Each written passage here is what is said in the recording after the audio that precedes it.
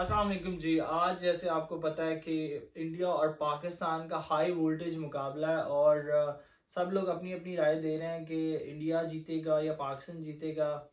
तो मैंने सोचा कि हमें भी बात करनी चाहिए इस पे। तो मेरे ख्याल से ऑन पेपर अगर आप देखें तो इंडिया की साइड का कोई कंपैरिजन नहीं बनता पाकिस्तान के साथ। उनके पास अगर ओपनिंग स्लॉट में देखें तो रोहित शर्मा, शुभमन गिल, फिर उनके पास वन डाउन पे विराट कोहली जो कि पाकिस्तान के अगेंस्ट जिसका रिकॉर्ड बहुत अच्छा है। फिर उनकी बैटिंग लाइन की आप बात करें तो it's one of the top batting lines in the world. और उनके पास दुबई की कंडीशंस में बड़े अच्छे स्पिनर्स भी हैं। कुलदीप यादव का जो है हमारे खिलाफ रिकॉर्ड वो बहुत ज़बरदस्त किस्म का है। फिर उनका जो है जडेजा, उसका रिकॉर्ड पाकिस्तान के अगेंस्ट अच्छा है। तो अगर आप उनके स्पिनर्स की बात करें तो उनके पास चक्रवर्ती भी है और Shami one of the classy bowlers. तो मुझे लगता है कि इंडिया की जो स्ट्रेंथ्स हैं वो उनकी स्पिन बॉलिंग और उनकी बैटिंग लाइन है। On the other hand Pakistan की बात करें तो पाकिस्तान के पास तो भैया जो कुछ था हमारा फ़खर जमान वो भी अब इंजर्ड हो गया और उसकी जगह पे मामूल हक को इंक्लूड किया है टीम में।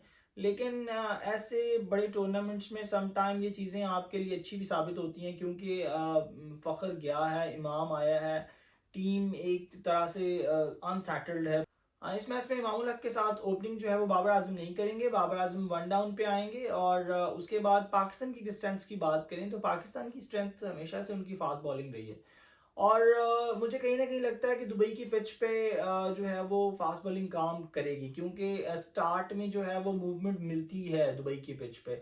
अगर पाकिस्तान पहले अगर टॉस जीतता है तो मेरे ख्याल से टॉस जीत के पाकिस्तान को जो है वो उनको देनी चाहिए पहले बैटिंग देनी चाहिए इंडिया को और जो कंडीशंस हैं उनको यूटिलाइज करना चाहिए क्योंकि ये भी फोरकास्ट है कि शाम को शायद कुछ थोड़ी सी औस पड़े और अगर वहाँ पे औस पड़ी तो फिर उसका फ़ायदा डेफिनेटली पाकिस्तान को होगा क्योंकि पाकिस्तान रन चेज में जाएगा और रन चेज में हमेशा जो है वो उस टीम को फ़ायदा होता है जो कि इस तरह की कंडीशंस जहाँ पे हो, फॉगी कंडीशंस हों। तो मेरे ख्याल से जो मैच है इसको हम 60-40 कह सकते हैं। 60 इंडिया के हक में है और 40 पाकिस्तान के हक में।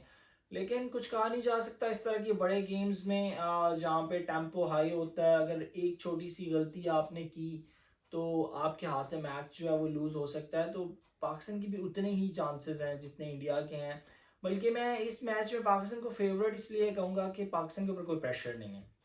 You know we have already lost one match और अगर हम ये हार जाते हैं तो हम चैंपियंस ट्रॉफी से बाहर होंगे सीधा सीधा। और जहाँ पे डू एंड डाई की सिचुएशन आती है वहाँ पे आपको पता है कि हमेशा पाकिस्तान ने रिस्पॉन्ड किया है और शायद इस दफ़ा भी ऐसा ही हो कि पाकिस्तान जो है वो इस डू एंड डाई की सिचुएशन में इंडिया को जो है वो मात दे दे। आपको 2017 की चैंपियंस ट्रॉफी याद होगी जब सब लोग ये कह रहे थे कि फाइनल वन साइडेड होगा और कोई मुकाबला नहीं है और वाकई ही फाइनल वन साइडेड था। पाकिस्तान ने जो मैच जीता वो सिंगल हैंडेडली जीता और जिस तरह की परफॉर्मेंस फ़खर जमान की थी फाइनल में और हमने उनको जिस तरह हराया तो 158 पे हमने उनकी टीम को ऑल आउट कर दिया और बड़े ज़बरदस्त किस्म के मार्जिन से हमने वो मैच जीता था। 180 प्लस के मार्जिन से हमने इंडिया को फाइनल में हराया था। So that was one sided match actually. और इंडिया के जो एंकर्स थे वो मैच से पहले यही बातें हो रही थी कि पाकिस्तान जो है वो ख़त्म हो गया है, पाकिस्तान की क्रिकेट ख़त्म हो गई है। और दोबारा से मुझे वही बातें मतलब ऐसे लग रहा है जैसे 2017 में हम जो है ना वो दोबारा चले गए। पाकिस्तान की जो टीम है ये यंग है, एनर्जेटिक है। लेकिन on the other hand India के पास जो है वो एक्सपीरियंस है और बड़े टूर्नामेंट्स में एक्सपीरियंस काम करता है, नो डाउट। लेकिन ऑन द करंट डे अगर पाकिस्तान जो है वो परफॉर्म करेगा तो I think they will win the match. दोनों टीमों का इक्वल चांस है।